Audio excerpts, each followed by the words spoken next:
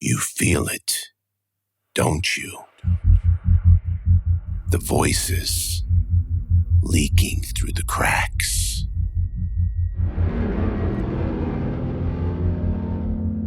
That pressure against the inside of your skull. You didn't find Mad Tales. Mad Tales found you.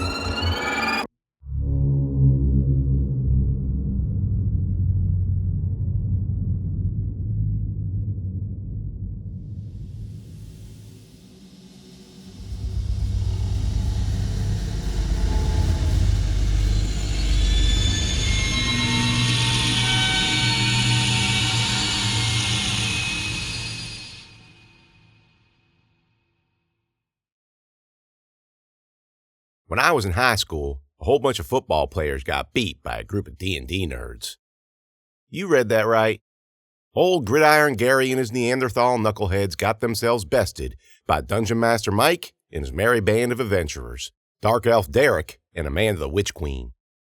I don't mean to make light of the situation, because it wasn't funny, but you have to understand how singular an occurrence something like that was. In 1993, the social striations established by the Breakfast Club, Pretty in Pink, and Some Kind of Wonderful were firmly in place. So when a bunch of sword and sorcerers won up the commandants of cool, it was a monumental occurrence. There were actually 4 of us in our little dweeb clatch, the aforementioned Mike, Derek, and me, and then there was Rodney the Ranger, that is. It's him that this part of the tale is about. We met in an after-school book club put on by our favorite librarian, Mrs. Dawson, to discuss the Dark Cauldron series. To say we was obsessed would be an understatement. All of us had read The Hobbit and The Lord of the Rings, of course. But I can say with confidence that nobody else in our grade had also read Howl's Moving Castle, The Gunslinger, Watership Down, and countless editions of Weird Tales magazine. Mrs. Dawson expanded our reading horizons into science fiction, and within a year we devoured Dune, and Foundation, and Ender's Game, and Starship Troopers, and Fahrenheit 451, and A Wrinkle in Time, and The War of the Worlds, and The Hitchhiker's Guide to the Galaxy. Making the leap from hanging out after school arguing over whether or not Fiverr and Hazel qualified as true fantasy heroes, or who could beat who in a battle, Gandalf or Roland Deschain, Gandalf of course, to building our own worlds, characters, and stories was as natural as red tape to a Vogon. This particular adventure started when Rodney decided to level up and try out for the football team. It wasn't so unusual for one of our clan to ditch the fellowship for a few months at a time in order to play sports, me and Rodney, or focus on violin, Mike, or help out with the literary magazine, Derek. Out of all of us, though, Rodney was the most athletic, even more than me. But he played lacrosse and soccer, 2 pursuits that seemed to fit into our vision of ourselves as counterculture warriors. Heck, me being a female athlete alone was enough to elevate me to exotic status, and Rodney's 2 sports of choice were associated with Europeans and socialism and mass transit systems and abstract art. When he decided to join the football team, it was, well, to use one of Daddy's favorite phrases, like Dylan going electric. Why would you want to do that? I asked. We were sitting in Mike's basement when Rodney broke the news, our current campaign laid out on his dad's old poker table. An uncomfortable silence had settled over everyone, and I only said it to break the tension. Play football? Rodney said. I don't know. Why do you play soccer or field hockey? Yeah, but football's for jocks, Mike chimed in, and soccer isn't? You know what I mean. Rodney, I said. The guys on the football team are a bunch of dumb jerks. So? That doesn't mean I'm going to be one. Brett Barber pulled Derek's swim trunks off at the Y when we were in 5th grade, remember? Thanks, Amanda, Derek said. And Thor Tucker elbowed Mike in the face last year in the Commons. Jeez, Amanda. Rodney was not to be persuaded. Come on, guys. It's me. It'll be fine. It wasn't. Rodney became a jock in the worst sense of the word faster than I think even he believed was possible. 1 week after his first practice, I saw him standing in the Commons talking to Brett. I said, "Hey, Rodney," and he barely returned the greeting. A week after that, Derek tried to get his attention at lunch, and Rodney ignored him. And a week after that, I was coming out of the bathroom when I saw him and Thor coming down the hallway, and Mike and one of his friends from orchestra headed toward him. Thor whispered something in Rodney's ear, and when Mike and his friend passed, Rodney shouldered Mike so hard that he flew up against a cinder block wall and dropped all his books. I wasn't going to let that happen. No, sir. I ran up to him while he and Thor were high-fiving each other and gave him a taste of his own. I might have been a girl, But I wasn't Derek or Mike, who, between the two of them, probably had never played more than 12 hours of any kind of sport. I'd spent my time going up against girls bigger than Rodney, scary farm girls with horse necks and iron-plated forearms. I squared my shoulders and launched from the legs, making sure to catch him in the chest and knocked him right to the ground. Thor took one look at his fallen comrade, mouth agape, and laughed. Rodney wasn't so happy about it. He scrambled to his feet, yelling, "What's your problem? You're my problem, Rodney. You think you're so big and tough now that you're on the football team? How'd all your football buddies like to know your D&D character's name? Or that you cried at the end of Watership Down? Shut up! Screw you, Rodney!" "Damn, Hot Rod," Thor said. "You gonna let some lesbo talk to you that way?" Lesbo? That's the first time I ever heard somebody refer to me as that. I pushed Thor so hard in his chest that his voice shook. "Shut up, Thor!" Thor wasn't no Rodney. He didn't have no compunction about hitting girls. His face went dark and he balled his hands into fists, but before he could do anything, Mr. X appeared and said, "Mr. Vance, Ms. Jet, is there a problem?" The kids that had gathered around us, eager to see the situation explode, skedaddled immediately. Even Thor, who went from about to hit me to about to cry. "No, sir," I said. "I'm fine." "Mr. Vance?" "I'm fine," Rodney muttered. "What was that?" "I said I'm fine." Mr. X gave him a nice long look. The bell rang, and for once, Rodney looked a little anxious. "Can I go now?" "Yep, go ahead." Can I go now? Not we, but I. That told me all I needed to know. Remember when I said something about a group of plucky nerdlingers taking on popular kids and coming out ahead? Well, that was a lie. Stuff like that rarely happens in reality. In reality, the bullies and the jocks win, hands down. At least for a little while. Time wounds all heals. My Nana used to say that. I always thought she was saying heels, H-E-A-L-S, but it wasn't until what happened to Rodney made the news, local and national, that I realized she was using it as an insult, H-E-E-L-S. Almost a year after I took Rodney down in the hallway, he and Thor and about a half-dozen other meatheads got put in jail for rape. Turns out they'd started a little hazing tradition for the incoming freshman football players. From what I read in the Freelance Star, it started out innocent enough. Making them do extra laps after practice, having them ask popular upperclassmen girls out on dates. But boys is dumb. That's science. Not all of them, of course. And of course, I've met me some mighty thick members of the female persuasion. But boys' frontal lobes, the part of the brain that's responsible for impulse control and executive decision-making, don't normally develop until their early 20s. So instead of doing the responsible thing, keeping the hazing mild and innocent, Rodney, or should I call him Hot Rod, and his idiot friends doubled down and got nasty. The article didn't go into too much detail, but some of the more salacious words I remembered were digital penetration, sodomy, and wooden broomstick. Man. For all their talk about how tough and manly they was, and about how gay people ain't real men, high school football players certainly is one of the most repressed group of homosexuals I ever did know. So how did the nerds come out on top? Mike. His little brother Neil was one of the kids Hot Rod and all his friends assaulted. Tried to commit suicide one afternoon after football practice, but Mike walked in on him and stopped it. When Mike asked him why he'd done it, Neil spilled the beans about what they did to him. Mike snapped. I read about most of what happened in the paper, but he told me everything after his parents paid his bail. I grabbed his billy club I bought at Corky's and headed straight for that asshole's house. I don't know what I was going to do. And about halfway there, I started to calm down a little. I was thinking maybe I could get an apology out of him. But when I knocked on the door and Rodney opened it and saw me, he had this look on his face, this smug look. "What do you want?" he said. Amanda, other than D&D, I'd never thought about hurting somebody in my life. But when Rodney said that, something broke in me. I'll never forget the look on his face when he saw the club in my hand. The way that sneer turned into surprise. I'm not going to lie, it felt good. For someone whose battles occurred with a pencil and 12-sided die, Mike certainly did him some damage. He broke 2 of Rodney's fingers, his elbow, and blacked his eye so bad his retina detached. Rodney got himself put in the hospital by a nerdlinger. When the cops came for Mike, he told them exactly what he'd done and why he'd done it. After a short investigation, Rodney and Thor and several other kids were arrested and brought up on charges. Ended up serving 9 months in juvie and 2 years on house arrest. So Nana was right. Time really did wound all heals. All right, back to the Hive world. and me and Berenice standing out on the sidewalk in front of St. George's Church, while G-men in dark green suits menaced us on all sides. I tried to pull her closer to me, but she started squirming and protesting. Missus, I can't breathe. Where could I run? There were people all up and down the sidewalk and cars choking the street. The G-men started waving people back, yelling, "Move! Move! Run now!" I backed up, deciding at that moment to turn and dip back into the church, and then, what? Hide under a pew? Hope the green mist seeped back up from the basement so we could travel back to our world? That was an idiot plan, but one I didn't have to put into place, because before I could execute it, the G-men in green was there. They grabbed me by the shoulder and, holy smokes, they pushed me away. "Get out of here, now!" one of them yelled. Berenice and I stumbled off the curb, and a car honked and swerved to avoid us, and turning back to the church, I saw a kid standing in front of the red double doors. He was dressed all in red, too, blood red. Strapped around his chest was a khaki canvas vest. "Divine wind! Certain death!" he screamed.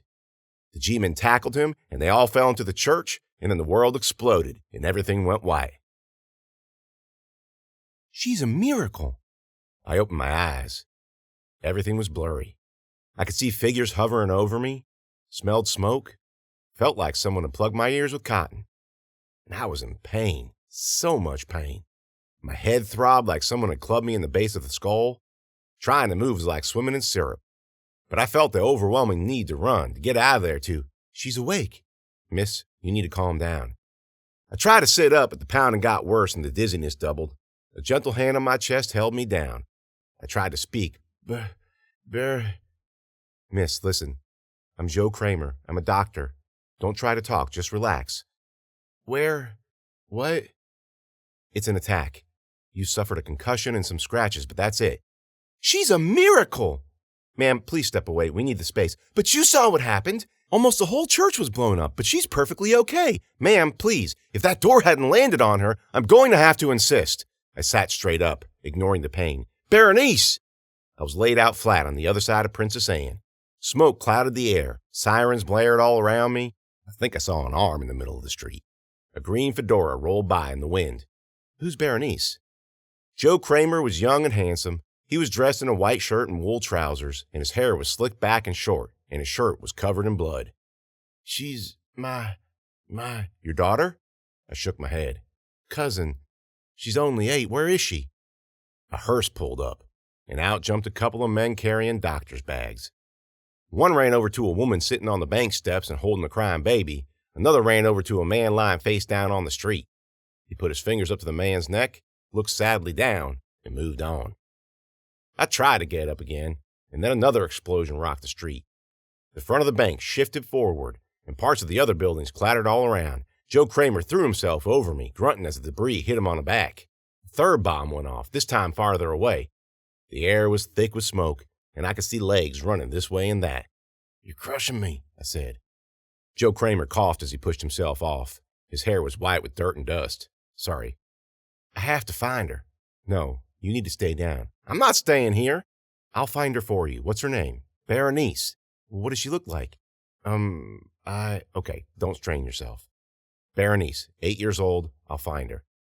Seconds after he dashed off, Berenice called to me from the alley next to the bank. "Missus!" Oh, thank goodness. "Berenice!" A little blonde head poked out from around the corner, her fingers gripping the bricks. "Missus comes and looks at me." Okay, sit tight. Let me get my legs under me. It took a solid minute, but I finally got up. I'd had a concussion before, plenty of times, and I knew that I'd feel bad for the first 20 minutes or so, but then it would get better. I could walk, barely, and I had to lean up against the bank to stay upright, all of which was why when I finally made it to the alley corner, I doubted exactly what I was seeing. The little girl standing in the alley wasn't Berenice. I mean, it was and it wasn't. Gone was the melon head, gone was the wrinkles, gone was the pointy teeth and the blood-red eyes and the stringy patchy hair, all replaced by the cutest, button-nosed, most beautiful little fairy tale elf I'd ever seen in my life. "Berenice?" I said. She looked mortified. "I know, Missus. I'm hideous, am I? But looks at you." She pulled me down the alley to a darkened window where I could see my reflection perfectly. Just like Berenice, I wasn't me and I was me. I was tall and strong with long blonde hair and everything right in its place. All my girlish features had disappeared. The baby fat, the round face, the awkward nose. I'd grown up. I looked like my mama. I was... You're beautiful, Mrs. More beautifuler than ever before. I had to admit it. She wasn't wrong. I was startled out of staring at myself by the sound of a truck pulling up on the street. Sirens filled the air, old-timey sirens like I used to hear on Hogan's Heroes and Car 54, Where Are You? And I knew it was time to get out of there. The question was, where could we go? A troop transport pulled up filled with boys all wearing the same green uniforms Gomez had worn before, months ago when he tried to catch me at the bonfire at Hurricane Park. That lit a fire under me. Come on, Berenice, I said. I started pulling her down the alley in the opposite direction. We gotta go. Where, Mrs.? Where? Walking was hard. My lower back twinged with each step. But it felt like if I didn't get out of there soon, one of them green shirts was bound to recognize me no matter how much I'd grown up. My face was still my face after all. And I didn't want to know what would happen if they did. I don't know, Berenice. She trotted behind. But what about the handsome man? Handsome man? Oh, he was tall and slim, and he liked the Jew, he did. I could tell. A few of the green shirts had occupied the alley, standing with their backs to us. I don't know, Berenice. Maybe we'll see him some other time. Oh, I hope so. I hope so. It wasn't difficult avoiding attention. All eyes were on the bombing. I could have taken off my clothes and gone gimping down Princess Anne Street waving a flag and nobody would have noticed. I steered us toward Route 1 without really thinking about it, but when another couple of troop transports unloaded a company of green shirts to patrol the north end of the city, I cut for the river. More posters with my face had been plastered on every light pole, and they hung in every storefront window we passed, too. After the fifth one in as many steps, I thought it wise to keep my head down. I wasn't the only one the Hive was looking for, I guess, because I came across more wanted posters for other people. Didn't recognize any of them until I passed one last store, a junk shop on the corner of Princess Anne and Route 1. The face in the poster shocked me to stillness. It was Vlad Sokolov. The last time I'd seen him, he'd been corkscrewed by Principal Green, but I guess he got over it. He was older now, his hair long, face worn and grizzled, but he had the same sharp features I remembered. He had a different air about him, too, and I think it was his eyes. They were piercing, intense, angry. None of that was as shocking as what was written on the poster, though. Wanted, it said. Waldo Sokolov, for sedition. Waldo Sokolov? Waldo? It was too much of a coincidence to be false. Vlad was Waldo. Waldo was Vlad. Huh. Berenice came up beside me, rattling the front page of a newspaper. Mrs., looks! Stop, Berenice. But looks! I took the paper but didn't look at it. I folded it and put it in my back pocket instead. Berenice saw the poster and said, Who is that, Mrs.? A friend's? Yeah, he's a friend. A real important friend. A siren ramped up in the distance, and I thought I heard a gunshot. Berenice tugged on my hand. No time to look, Mrs. We must flee. You said so. I know, Berenice. I had a hard time getting down the hill from River Road to the bank, and climbing over the rocks wasn't a treat neither, but it was worth it when we finally made the water's edge. It was quiet down there. Peaceful. Hobos or high school kids had set up a bunch of logs and stumps around a fire pit, and I took my ease on one of them, sitting down with a grateful groan. Mrs. as hurt she is, Berenice said. Yeah, I'm surprised you ain't. Oh, no. Mrs. falls on me, protects me from the boom. Oh, I see now. Well, maybe you was the miracle that lady was talking about. It was colder down there by the water, and I wrapped my arms around myself thinking that maybe I should put that fire pit to use. But I worried about the smoke and them teams of green shirts. Would they see it and investigate? Berenice kept a steady eye on me. She sat down on a log to my left and mimicked my posture, stuck her leg out, wrapped her arms around herself. What are we going to do for supper, Mrs.? I don't know, Berenice. I could hunt the critters. Thinking about the kind of critters she'd bring back made my stomach flip. I don't think that'll be necessary, Berenice. But what will we eat? I'm starving. I don't know, Berenice. Let me think for a minute. And just like that, her whining turned into a full-on fit. She threw herself to the ground, crying and moaning and slamming her fists against the dirt. Berenice, shut up, I hissed. You'll draw attention to us. But I'm hungry. I squatted over and patted her on the back, trying to get her to be quiet, but nothing would work. Then something started to thrash around in the woods. It thrashed and thrashed, finally punctuating it all with a feral snort. Berenice stopped her crying and snapped her head in the direction of the noise. Our foods! She cried. Then she popped up and ran into the brush, sending up her signature ululation in the wake. I watched her go, muttering, "Good goodness," under my breath.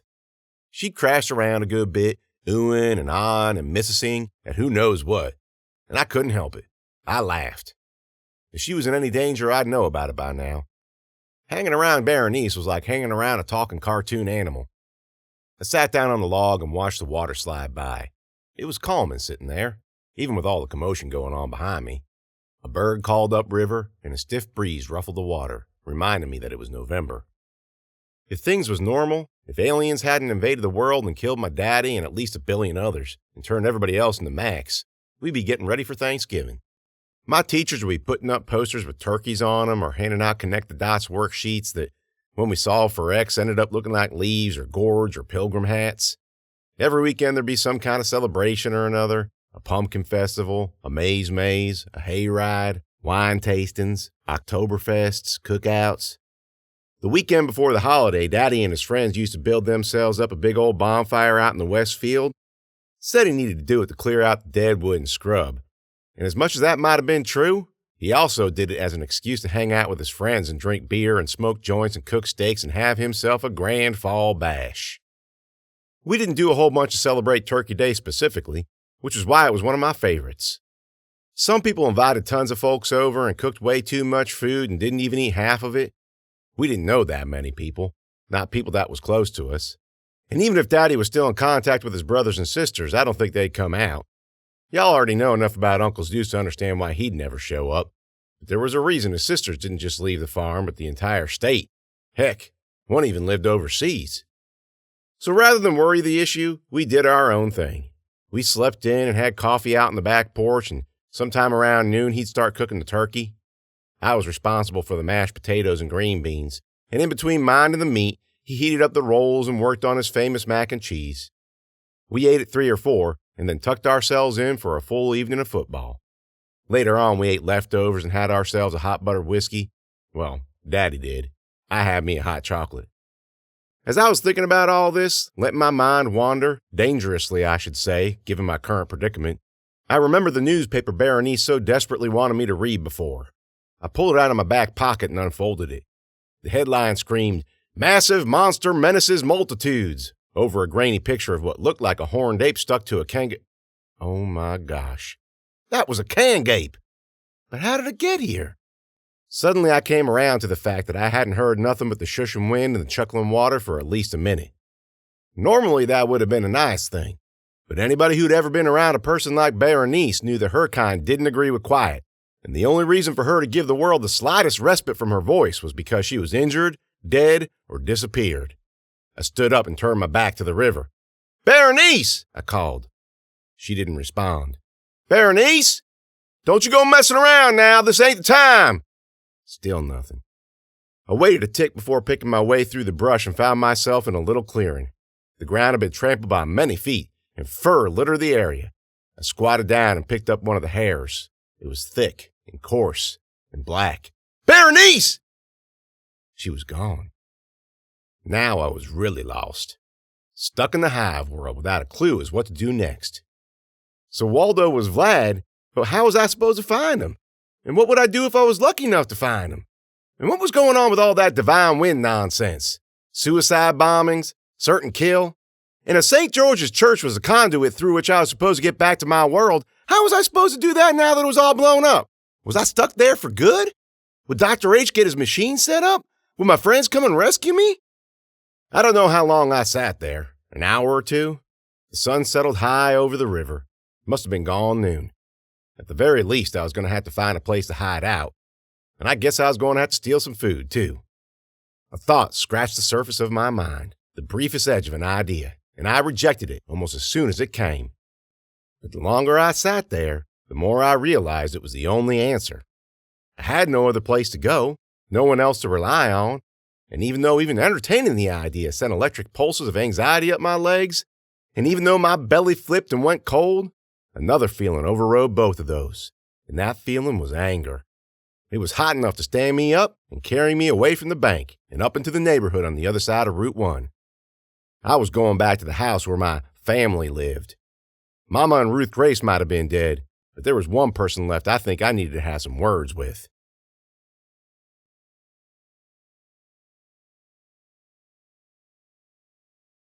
The neighborhood was dead quiet. No kids playing out in the streets or on their lawns. No dogs barking. Made me think that maybe something unspeakable had happened. That somehow my presence almost a year before had caused some kind of crackdown or purge. Sirens blared in the distance, and when I turned around, I saw black smoke smudging against the blue sky. As empty as everything seemed to be, none of the houses were in bad shape. Lawns had been mowed, gardens weeded. I even saw a trickle of smoke filtering out of a chimney. But the house, the one those things that looked like my parents lived in, or used to live in, looked haunted. Vines wound up the overflowing gutters. Leaves piled up in the driveway. One of the chains that held the swing hanging from the magnolia on the front lawn was broke, and the seat dangled like a loose tooth. The metal hanger squeaked in the breeze. I paused on the sidewalk, trying to gin up enough courage to knock on the front door. It should have been easy. Them things didn't scare me. I've faced Macs and tentacles, death balls and murderers, polar crabs, magic girls, melonheads, mad scientists, hybrid monsters. And even though they was all scary enough on their own, and even though I got myself cut, cracked, and concussed in the process, I always managed to come out on top. Y'all know that. But each time I thought about taking that first step toward the door, I kept seeing Ruth Grace's brains spilling out on the carpet, or Mama's mouth filled with wiggling tentacles. It was the tiniest things that goosed my wagon. My stomach. It rumbled as loud as an earthquake. No matter how old anybody gets or how important they are, bodily functions were always funny. Period. If you expected a Spotsylvania girl, and a Spotsylvania farm girl at that, to be well acquainted with a panoply of them kind of things, from farts to queefs to burbles and squelches, well, you'd be right. But this particular Spotsylvania farm girl was still only a teenager, and I snorted at the ridiculousness of it all. There I was, stuck in an alternate reality with no hope of escape, having just barely survived an attempted suicide bombing by some kind of anti-Episcopalian terrorist organization, and all my stomach could think about was eat. Well, old stomach of mine, if eat was what you wanted, eat was what you'd get. The inside of the house was no better than the outside. It was dark for one, and it smelled like mold, which made sense because black patches of stuff kaleidoscoped all over the walls and ceiling. The carpet squished when I walked on it, not too deep with moisture, but deep enough. I found some canned soup in one of the cupboards. Chicken noodle, tomato, beef stew. The cans weren't dented or bloating, and the chicken noodle didn't hiss when I cracked it in half on the counter. No gas for the range, so I held the can over my mouth and gulped it down cold, and my goodness, did that taste good. Some of it spilled down my cheek, and I scooped it back in with the palm of my hand, moaning as I chewed the noodles. I picked up a can of tomato and was about to bash it on the counter when Daddy appeared in the doorway. You're not going to heat him up? I froze. A huge part of me wanted to chuck that can of tomato soup at his head, but just as large a part of me wanted to cry again. Tears welled up in my eyes and my face flushed, and dang it! When was this going to stop? When was I going to stop reacting to him like I was a kid? And it wasn't even him. It was a fake, a copy, some disgusting monster that had taken on his skin. That helped. Thinking of him as an it. And the it was the Hive, the same thing that killed my real daddy. The same thing that killed millions and millions of real daddies all over the world. I made the choice. Right then and there, I made the choice. I had to grow a shell, make it hard. He wasn't allowed in no more. You're not him. I know. Then why do you keep on wearing him like he's yours?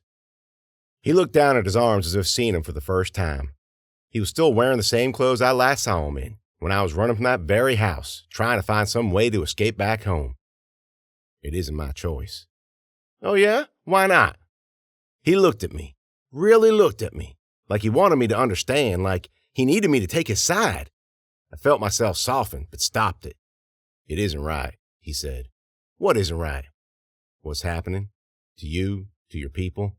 Yeah, I got that. You've got to understand. Not all of us want it. All of us? All of who? All I've ever seen is them damn hives and tentacles and Max? The dead people. The dead people you use to kill us, to eat us. He looked down and pressed his lips together, and at first I thought he was smiling, My blood began to boil. You think this is funny? No. I didn't know what you called them. We called them something different. When the Kusrash Uyushbish invaded us. Invaded you? Ha! Baloney. How dumb do you think I am? Invaded you. It's true. All right, whatever. He took a step for me, and I held up the can of soup. Felt kind of dumb doing it, to be honest. Without the element of surprise, a can of soup was about as useful as a lizard in a boxing match. But he stopped. Then he held out his hand. Let me show you. You've got to be kidding me. I was only a child when they came and took my planet. We don't have families, not like yours. We have tribes, and when the Uyushbish landed, they wiped mine out. Every single one.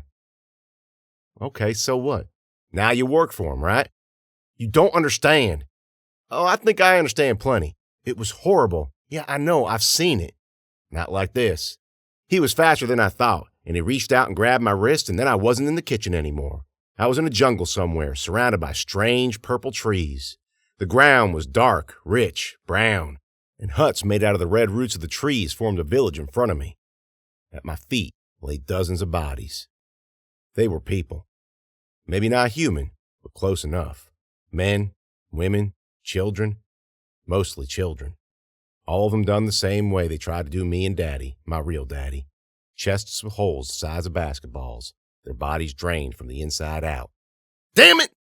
I pulled my arm out of his grip and I was back in the kitchen again. I didn't even think. I reacted. I slugged him in the jaw with a can of soup and sent him reeling back. Don't you ever do that to me again, you hear? His face was covered in red, and at first I thought I broke him until I realized it was tomato soup. It was also running all over my hand. I cussed and threw the busted can in the sink. One of Mama's, not Mama, she was not my mama, a dish towel hung from the stove handle, and I used it to wipe the soup off. After a second, I threw it to him. He caught it and gave me a slight nod. Those are your people then? Yes. You're not a part of the Hive? They forced me to be. Well, then what's the difference? The difference? Don't you get it? You're still fighting. You're damn right I'm still fighting. You're going to blame me for that? You got lucky. Lucky? Did you really just say that? Your planet, my daddy is dead. My friends are dead. Everybody I ever knew is dead. Vlad, Ray, Maggie May, even Uncle Zeus. Tell me I'm lucky again. If your planet didn't change seasons the way it does, you'd be just like me right now. So what? It does, and I'm not. And that's the difference. That's why we're doing it. Doing what? Fighting back. The bombings this morning? Those were us. You mean the one that almost killed me? That wasn't on purpose. There will be more. It already has been. There'll be even more than that. I let that sink in. If what he was telling me was true, a motion in the doorframe caught my attention, and my eyes shifted over his shoulder. Ah, hell, I said. It was Joe Kramer, and he wasn't wearing his day clothes no more. No, sir. He was dressed in full Hive regalia. Gray-green overcoat, officer's hat with that black leather brim, death's head insignia underneath a strange-looking badge, a hive encircled by squirming tentacles. I knew I recognized you, Miss Amanda, he said. The thing that looked like Daddy closed his eyes. Then he opened them again. Run. He turned and jumped on Joe Kramer. There was a door off the kitchen that led to the backyard, but it opened up right when I moved for it, and 3 green-shirted kids about my age burst in. I tried to skirt around the kitchen table, but Joe Kramer lurched in from the living room entrance and threw me up against the wall, holding me there with a Kansas City forearm. I gagged. Do you know how many people you killed? He was choking off my wind, but I was angry enough to rasp an answer. Wasn't me. There were children in that church. Didn't do it. Murderer. I spit in his face and he headbutted me. I felt my nose crunch and one of the green shirts sidled up next to him. Want us to take her out back, Mr. Kramer? No, Joe Kramer said. Take her and that traitor to the stadium. Time to get rid of this scum once and for all. I've been knocked out plenty enough over the last 12 months to know that I didn't like it. But that didn't mean I wanted to be conscious while the green shirts dragged me out the door to what was almost certainly, once again, my certain doom. And it didn't mean I wasn't scared, neither. Body don't never get used to facing its death no matter how many times it happens. Not that the green shirts cared one bit how I felt about things. They clapped a pair of handcuffs on me and shoved me out the door. When I struggled, they'd punch me in the stomach. I saw it coming and I flexed and whatnot, but as physical as I've been for the past few months, I really haven't been doing any sit-ups and crunches and torso twists and all the other things that would have made my abs stronger. And I felt that punch all the way in my back. Felt like one of my ribs snapped. I tripped on the way up to the hearse they had parked in the driveway and felt my old brake flare up again. I was a proper mess. Crunched nose, bruised ribs, and a leg that didn't feel right. They shoved me in the back and piled in next to me, making sure to put at least 3 of them between me and the man or thing or alien or whatever that looked like my daddy. None of them said a word as we pulled out of the driveway and aimed for downtown. The road was clear as we crossed Route 1, steered past the hospital, which is on Fall Hill, and on to Washington. The stadium. The stadium. Kramer must have been talking about Maury. Wasn't no other nearby. We paused at the corner of William to let an ambulance scream by, and I thought, good. Another one of them bastards is hurt or dead. You don't have to do this. That was Daddy, or the thing pretending to be him. Shut up, one of the green shirts said. There is another way. Divine Wind will... One of the boys next to him raised his elbow and crashed it down on his nose. Blood poured down his face. We said shut up! Daddy didn't say nothing more. His chin hung on his chest and his head bobbed as the hearse swept us toward our fate. The stadium was lit up as they pulled around to the gate. More green shirts, armed, guarded it. One approached the driver, who rolled down the window, and they exchanged something in a language I didn't know, and the green shirt signaled back to the gate guards, and they pulled it open, and the hearse drove onto the field. The place was packed. Men, women, children, all dressed in green, all cheering and jeering as the boys pushed us out of the hearse and marched us into the middle. It was deja vu all over again.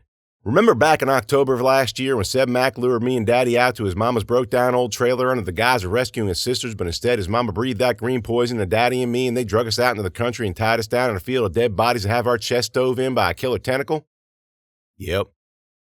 Multiply that by 5, and that's what was going on in the middle of Maury Stadium. They let up a horrible cheer when they seen me. All the dead bodies lay strewn all over the field, forming a semicircle around one big hole in the end zone. All of them done the same way Seb Mack wanted me done. The stink made me want to puke, and I do believe I gagged and dry heaved my fair share, and my broke ribs screamed with each one, adding more misery to my already sorry condition. After they pinned me to the ground and posted a green shirt at my head, and after they'd done the same thing to the thing acting like my daddy, another hearse drove up with more prisoners, and they frog-stepped all them out too and threw them to the ground. All total, there must have been about 20 of us out there about to die. The boy they put next to me looked familiar. Like, familiar. And even though my brain wanted to panic and scream and cry, and even though it was tough to concentrate with all the yelling and booing and catcalling coming from the stands, I forced myself to get a closer look, and good googly muggly. I couldn't believe it. Vlad? I said. He was in the midst of a full-blown panic attack, stating, not judging, eyes rolling around in his head, chest pumping like a steam train. My feet was tied to a stake in the ground, and just like before, they bound my hands together on my chest. I guess they never learn.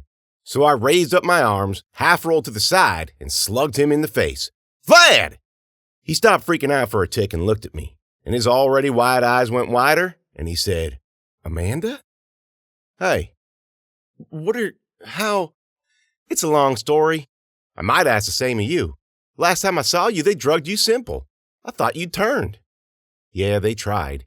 He held up his own bound hands. Didn't take. Well, that's good news. I've been looking for you. What's with all this Waldo stuff? Well, that's a long story, too. All right. Well, you can tell it to me when we get out of here. The green shirts posted to us each took a step forward and kicked us in the head. Shut your mouths, they barked. The crowd hushed and sat down, and then, as if bidden by some invisible clarion, they started to sing. It was the same atonal melody from the first time that happened to me, only worse and louder, 20, 30, 40 times louder than before. It sounded like a truck crash, or worse, screeching, whining, creaking metal on metal, major and minor keys mixed in with some I ain't never heard before. The ground rumbled and shook, and at our feet crowned the egg dome of a hive. The hive, it would seem, judging by its size. It rose high above the stadium, pushing dirt and rocks out of the ground, dozens of tentacles pushing out of its own skin. The people in the stadium began to sway and moan, sick with ecstasy, and the Hive responded, vibrating its own deep bass frequency, a frequency so low that I couldn't hear it, but I felt it.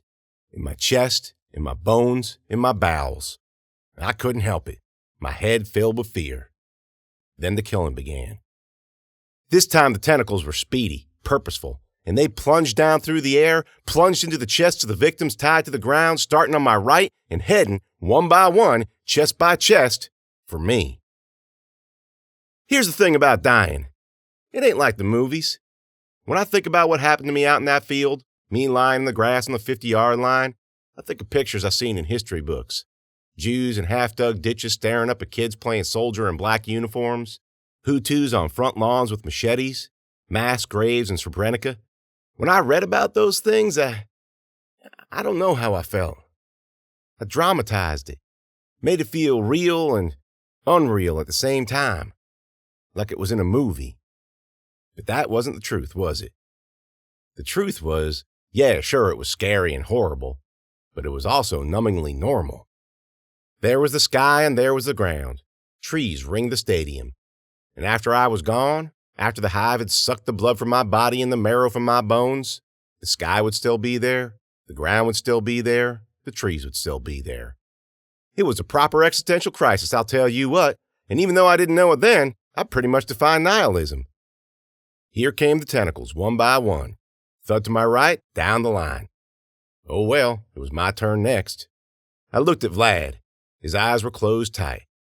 Part of me wanted to close mine, too. Who wanted to witness their own end that way? So gross and violent? But I couldn't. I wouldn't. I didn't. I let my head roll to the other side, and there were all the people in the stadium, swaying like beasts in their bloodlust, singing their horrible song. Their faces flickered, dropping their human shells, revealing their true selves. Some were not much different from human beings. Maybe they had blue skin or red skin or pale white skin, and maybe they had ridges on their noses or flaps of skin hanging off their necks or heavy-boned foreheads like shields, but they were balanced. 2 eyes, 2 ears, a nose, and a mouth. Others, though, shoo-wee! They were bug-looking things, slug-looking things, things with hairy crowns and sparkling horns, things with no faces at all, things with 2 faces on one side. If puking didn't hurt my ribs so much, I would have emptied out all that soup all over the field.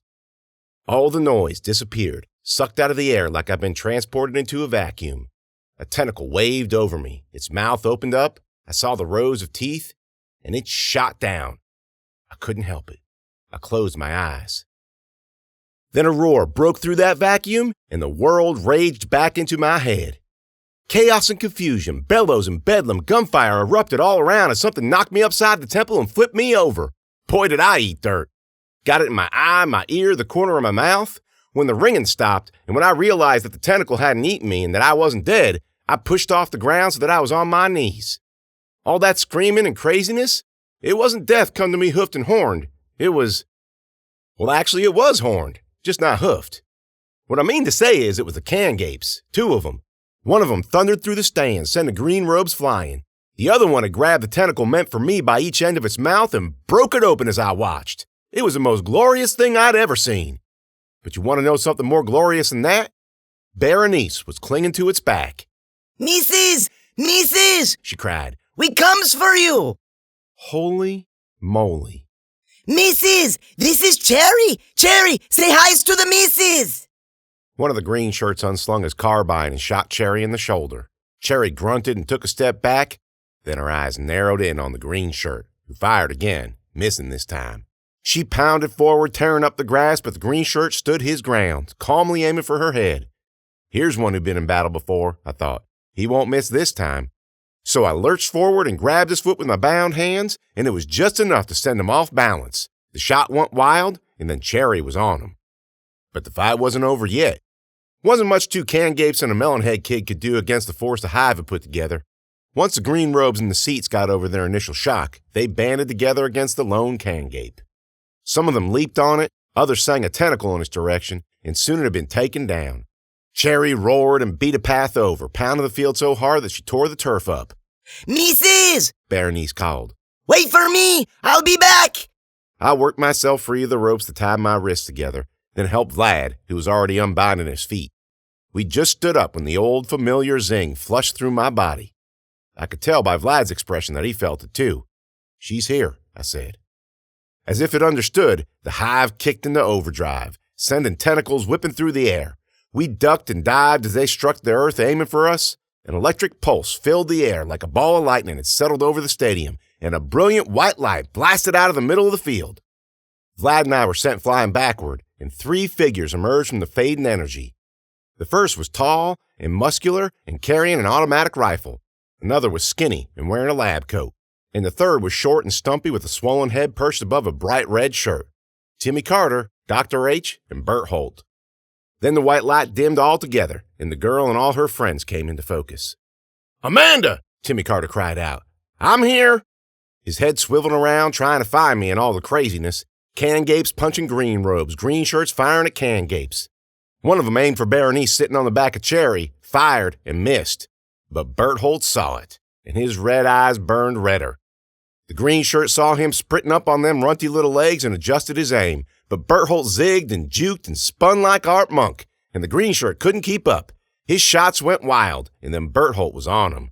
I mean literally on him, ran up his chest, wrapped his legs around the green shirt's neck, and sank his teeth into his eyeball.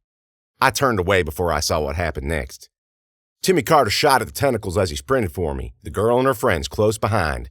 A crack formed in the front of the hive, and out of the pulsing opening poured polar crabs. And every green robe in the stadium zeroed in on us. I grabbed Vlad's hand. "This is it, Vlad," I said. "This is what?" "Follow me."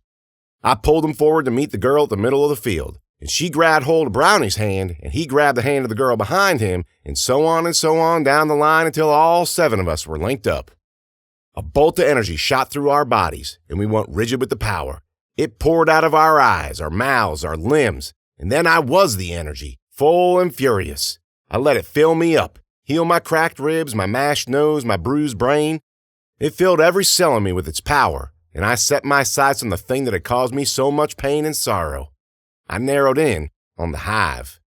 Before I knew it, the power in me responded, and I sped across the field and slammed into the hive skin and ripped and tore and shredded. And it wasn't just me. It was the girl and Brownie and Vlad and all the other 4. And I could hear it, the voice of the hive, screaming in pain as we peeled through layer after layer, spinning around and around like shrapnel, aiming for the only thing that would finally kill it. I bore in, drilling down, and there it was in front of me, the black heart of the hive. I started forward but felt something hold me back. It was the girl. She was pure white, all of us were, and we were all floating in the center of the hive. Her eyes blazed silver, and her hair floated above her head, and the power bolted through her mouth. "No," she said. "We have to do it together. All of us." She and the others fanned out around the heart, holding their arms aloft, and I did the same. Electricity linked our fingertips, a live wire of endless energy. The girl took a deep breath. "Now!" she cried, and we shot forward, all 7 of us, and crashed into the heart. And in the explosion that followed, I knew myself no longer.